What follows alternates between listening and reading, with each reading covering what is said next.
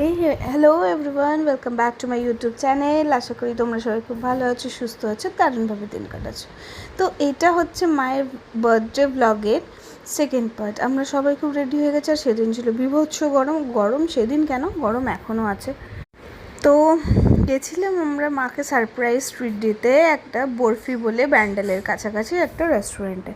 এই রেস্টুরেন্টটা আমার সবসময়ের জন্যই ফেভারিট, কেন কি না এখানে অনেক ভালো ভালো খাবার পাওয়া। পাপাকে কোলে নিয়ে দেখলে, তার কারণ পাপা আমার কাছে খুব জোর বকা খেয়েছে। তার কারণ হচ্ছে পাপা হাত ছেড়ে দিয়ে চলে যাচ্ছিলো, সাথে সাথে একটা টোটোও আসছিলো। তো সেই জন্য পাপার আমার ওপর খুব রাগ। মেন বক্তব্য হচ্ছে এটাই যে আমি যদি কিছু বলি তাহলেই তো ওনার খুব মাথা গরম হয়ে যায়, মানে তার খুব মানে কী বলে ইমোশনাল, সে অ্যাট্যাক্ট হয়ে যায়। কিন্তু তার মার 24 ঘন্টা তাকে বকছে, সেবেলায় তার কিছু হচ্ছে না। তো যাই হোক, তারপরে এই ফিশের আইটেমটা কি জানো, ইটস জাস্ট অসাম।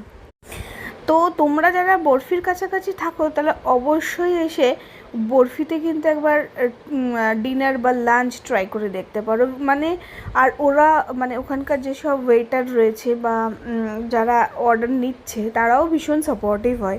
প্রচণ্ড ভালো ভালো খাবার তারা সাজেস্ট করে। বরফির আইডিয়াল মানে বরফির সিগনেচার ডিশ আমাদের কাছে লাগতো হচ্ছে ফিশ কুরকুরে। তো আমি এবার দেখলাম যে ফিশ কুরকুরেটা ওদের বন্ধ করে দিয়েছে ডিউ টু গ্যাসের প্রবলেমের জন্য। কিন্তু তার জায়গায় এই ফিশের আইটেমটাও খুব ভালো করেছে। আর তার সাথে সাথে অনেক রকমের দেখলেই তো মাকে থালি থালি দিয়ে খাওয়া হয়েছে। তো আজকের ব্লগটা এই অবধিই রাখলাম। যদি তোমাদের ভালো লাগে অবশ্যই একটা শেয়ার করে যেও। Thank you.